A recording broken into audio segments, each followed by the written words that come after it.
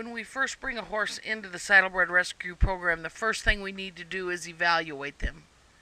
It starts as early as loading the horse in the trailer, seeing if it stands tied, if it rides in the trailer nervous, how easy it is to unload, and just the fact that we can lead it to and from different places.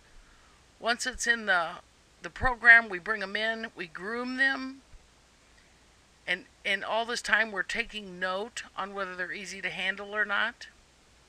After they're cleaned up, we will then saddle them and make sure they stand quietly. This horse is very interested in what the rider's doing, but he's standing very quietly. It's important for us to note each horse's habits as far as when they're being prepared to work, because a lot of these horses will go into what we call lesson programs, and those programs include little kids brushing them.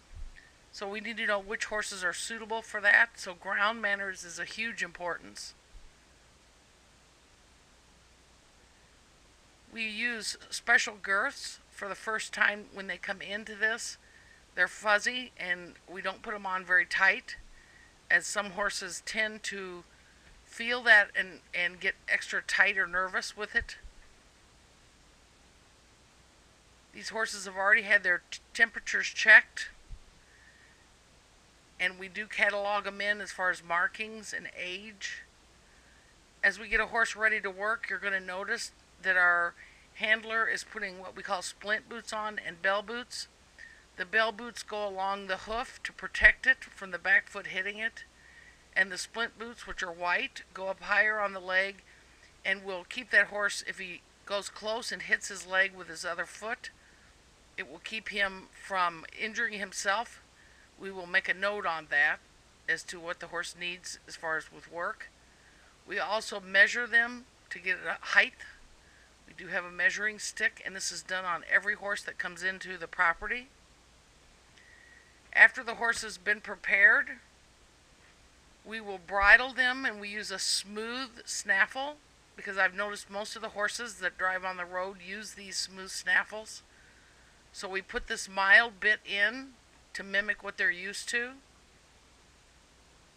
and we'll note whether he's hard to bridle or everything. This horse is scored really very high in my book as far as easiness to handle.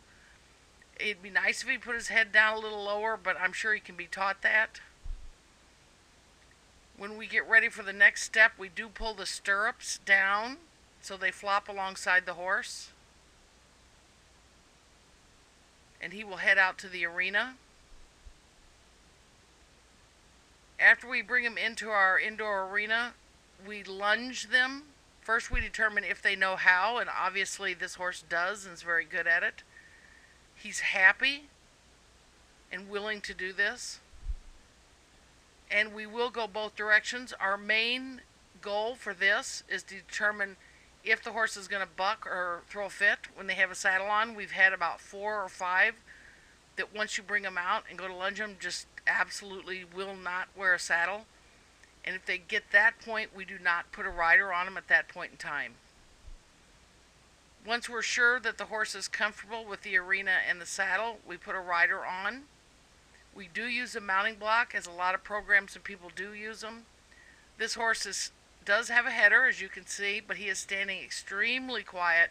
He's not even worried about the rider getting on, which tells me he's been in a saddlebred training program in his younger life and he remembers it.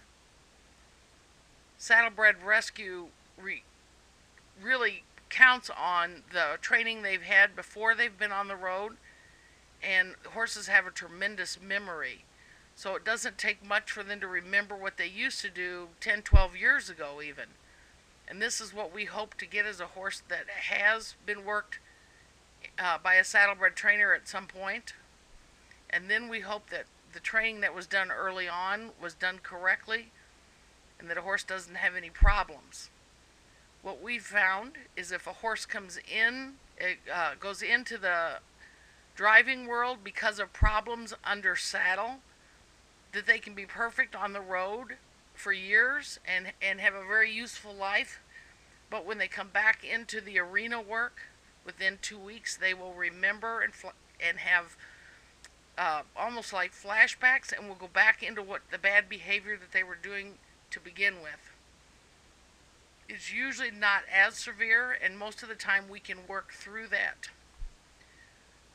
Our trainer, Aaron, has now asked this horse to step up into a trot. He was walked along the rail, and as he was walked, we were evaluating whether he would stay to the rail, which is that white thing along the wall, or whether he would wander. A lot of these horses, when they don't have their blinkers on, it kind of confuses them at first, and they wander. They look for a straighter path to go on than what they see. But this horse seems to be very confident with it. Now, we normally ride these horses longer, but I've done a shortened version for you. So again, we're seeing if he flat walks, and if you notice, he'll stick or stop just a little bit. That's not a bad thing. It's just that he's trying to figure out what he's doing. He is looking to the middle a little there. That's usually he's getting used to not having blinkers on.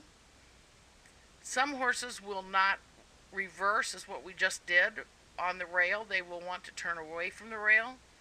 And that goes back to if they pull the carriages, they couldn't turn that sharp. So they're used to turning in a larger circle. Again, this horse seems to remember quite easily what he did before. This is a horse that we picked up in Kinzers, Pennsylvania, and came in very good shape. We will keep the family notified with pictures and where he gets placed if they ask.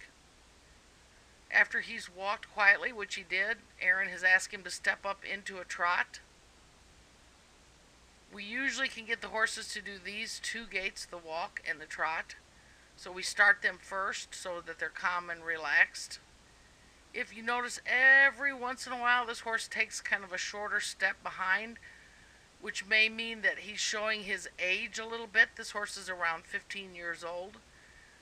It's possible that he'll need to be on a joint supplement or possibly an injection.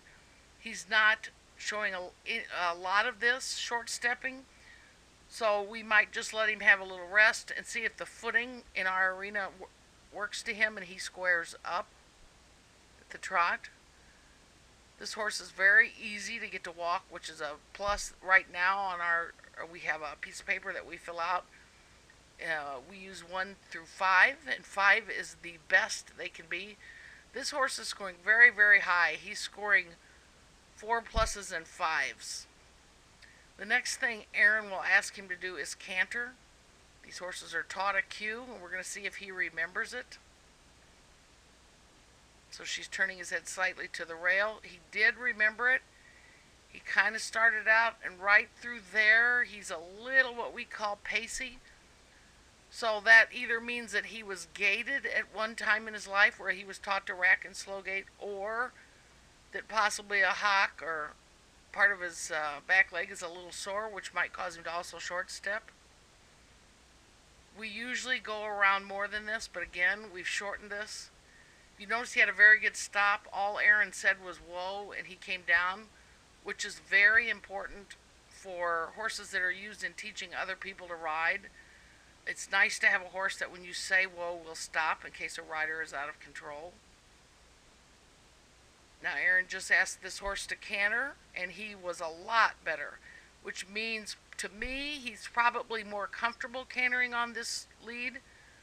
So if he does not get more even and his canter the first direction that we went still seems a little mixy-gated, we would possibly have our vet come out and see what actions to take to help this horse be more comfortable. We do not keep the horses at Saddlebred Rescue on any kind of painkillers such as Bute or Banamine, and most of them are not kept on any supplements unless it's a requirement for their makeup, their physical makeup, such as a thyroid or pituitary medicine. We do ask them to back, and what we found is just about every horse that comes off the road backs readily, which is nice. And the last test we will do after Aaron rewards him is she will dismount, and we will see if he'll stand quietly.